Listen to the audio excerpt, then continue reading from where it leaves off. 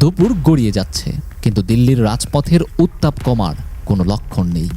রাষ্ট্রপতি ভবনের সোনালী গম্বুজে সূর্যের আলো প্রতিফলিত হয়ে চারপাশকে আরও ঝলসে দিচ্ছে। দূরে কোথাও কারো ব্যস্ত পায়ের শব্দ মিশে যাচ্ছে গরম বাতাসে। ঢাকায়ও এক অদ্ভুত গোমট ভাব, কিন্তু এটা শুধু আবহাওয়ার কারণে নয়। বাতাসের ভেতরে যেন এক অদৃশ্য কোনো স্নায়ুযুদ্ধের কম্পন ছড়িয়ে পড়ছে। শীততাপ নিয়ন্ত্রিত কক্ষগুলোর ভেতরে কিছু গুরুত্বপূর্ণ আলোচনা চলছে, যেগুলোর শব্দ বাইরে আসে না, কিন্তু প্রভাব পড়ে হাজার মাইল দূর পর্যন্ত। ভারতের প্রতিমন্ত্রী রাজনাথ সিংয়ের বক্তব্য যেন উস্কো কাঠের মধ্যে নরম প্রথম আগুনের মতো আছড়ে পড়ল। ভারত সর্বদা চায় প্রতিবেশীদের সঙ্গে সুসম্পর্ক বজায় রাখতে। বাংলাদেশও সেই নীতির ব্যতিক্রম নয়। তার কণ্ঠ ছিল স্থির, কথার মধ্যে কোনো অতিরিক্ত আবেগ নেই। সঙ্গে অটল বিহারী বাজপেয়ীর একটি পুরনো উক্তি যোগ করলেন, বন্ধু পরিবর্তন করা যায়, কিন্তু প্রতিবেশী পরিবর্তন করা সম্ভব নয়। বক্তব্যটি যতটা সরল শোনায়, বিশ্লেষকদের চোখে তা ততটাই জটিল। এটি কি নিছক এক সৌজন্যমূলক মন্তব্য, নাকি এর আড়ালে লুকিয়ে আছে আরও গভীর কোনো বার্তা? কেউ বলছেন এটি ভারতের সতর্ক কূটনীতি, কেউ বলছেন এটা এক চাপা হুমকি, আর কেউ কেউ মনে করছেন বড় কোনো চালের প্রথম পদক্ষেপ মাত্র। রাজনাথ সিং একদিকে বাংলাদেশকে ভালো সম্পর্কের বার্তা দিচ্ছেন, অন্যদিকে তারই দেশের পররাষ্ট্র মন্ত্রণালয় বাংলাদেশের অভ্যন্তরীণ বিষয়ে নিয়মিত মতামত দিচ্ছে। শুক্রবার ভারতের পররাষ্ট্র মন্ত্রণালয়ের মুখপাত্র রণধীর জয়সওয়াল বাংলাদেশের অভ্যন্তরীণ আইন শৃঙ্খলা পরিস্থিতি নিয়ে উদ্বেগ প্রকাশ করেন। অথচ ভারতের নিজ দেশের আইন শৃঙ্খলা পরিস্থিতির ঠিক নেই। বিচ্ছিন্নতাবাদ, সাম্প্রদায়িকতা, সংখ্যালঘু মুসলিমদের ওপর হামলা মামলা থামছে না। স্পষ্টতই প্রতিরক্ষা মন্ত্রী রাজনাথের কথার সঙ্গে ভারতের কার্যক্রমের কোনো মিল নেই। আন্তর্জাতিক কূটনীতির নীতি বলে, প্রতিবেশীর অভ্যন্তরীণ বিষয়ে মন্তব্য করে কেউ প্রকৃত বন্ধু হতে পারে না। বিশ্লেষকদের মতে দিল্লি চায় বাংলাদেশে আরও একটি অনুগত সরকার, যা ভারতকে সাবেক স্বৈরাচার হাসিনার মতোই জি হুজুর বলবে। কিন্তু প্রফেসর ইউনূসের নতুন বাংলাদেশ সেই চাওয়াকে ছুঁড়ে ফেলছে। অনুসন্ধানী সাংবাদিকদের মতে ভারত বাংলাদেশের অভ্যন্তরীণ রাজনীতিতে অস্থিতিশীলতা তৈরির কৌশল অবলম্বন করছে। ভারতের গোয়েন্দা সংস্থাগুলো নানান ঘটনাকে প্রভাবিত করার চেষ্টা করছে, যার মূল লক্ষ্য বাংলাদেশকে ভারতের প্রভাব বলয়ে ধরে রাখা। হাসিনা সরকারকে পুনরায় ক্ষমতায় বসানোর জন্য ভারত সক্রিয়ভাবে প্রচেষ্টা চালাচ্ছে, কারণ এতদিন বাংলাদেশকে ভারতের একটি পরোক্ষ উপনিবেশ হিসেবে দেখা হয়েছে, যেখানে হাসিনা ছিলেন কার্যত ভারতের বাংলাদেশ শাখার মুখ্যমন্ত্রী।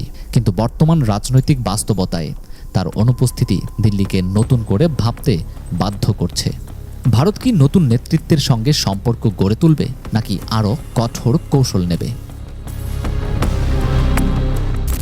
রাজনাথ সিং যদি সত্যিই প্রতিবেশী বাংলাদেশের সঙ্গে ভালো সম্পর্ক চান, তবে ভারতের উচিত হবে সাম্য ও ন্যায্যতার ভিত্তিতে কূটনৈতিক সম্পর্ক গড়ে তোলা।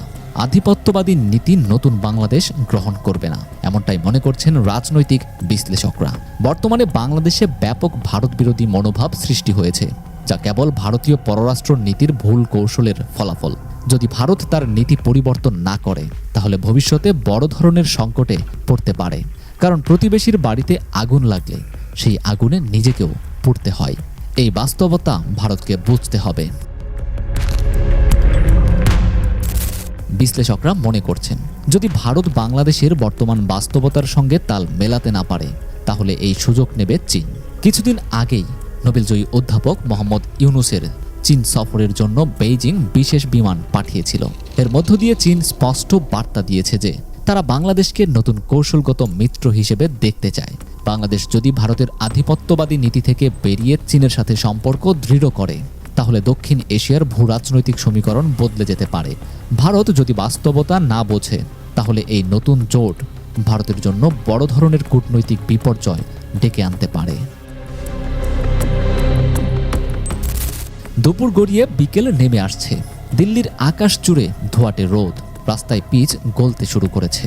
ঢাকার বাতাসে এক অদ্ভুত অস্থিরতা, গরম, ক্লান্তি আর চাপা উত্তেজনার মিশেল। কোথাও যেন একটা অদৃশ্য ছায়া ভেসে বেড়াচ্ছে, যার উৎস বোঝা যাচ্ছে না, কিন্তু অনুভব করা যাচ্ছে স্পষ্ট।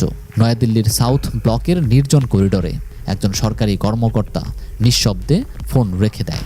ওপাশে বাংলাদেশের এক পরিচিত নাম, কথা সংক্ষিপ্ত, শুধু একটাই বাক্য, সব ঠিক আছে। ওপাশ থেকে উত্তর আসে, সময়ই বলে দেবে। রাজনাথ সিংয়ের বন্ধুত্বপূর্ণ বার্তার ভেতরে লুকিয়ে থাকা অস্পষ্ট সংকেতগুলো বিশ্লেষকদের চোখ এড়ায়নি।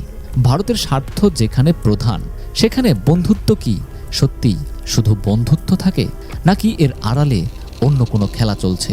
দিল্লির রাজনৈতিক মহলে কেউ কেউ বলছেন এটি স্ট্র্যাটেজিক ডিপ্লোম্যাসি, আবেগের জায়গা এখানে নেই।